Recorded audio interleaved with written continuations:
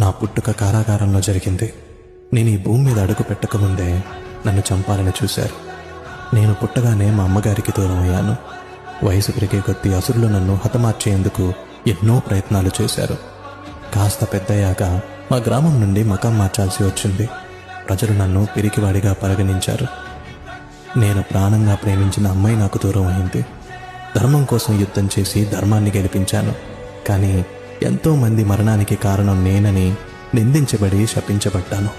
శాపం కారణంగా నా వంశం మొత్తాన్ని కోల్పోయాను.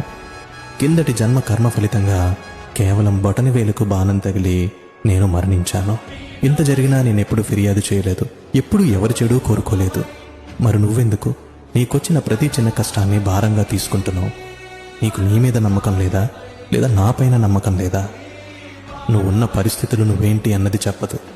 నువ్వు నడుస్తున్న మార్గం వల్ల నీ విధి నిర్వచించబడదు.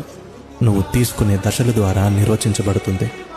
నీకు చెడు జరిగినంత మాత్రాన లేదా నీకు ఎవరైనా చెడు చేసినంత మాత్రాన కృంగిపోవనక్కర్లేదు. కర్మానుసారం జరగాల్సిందే తప్పక జరుగుతుంది.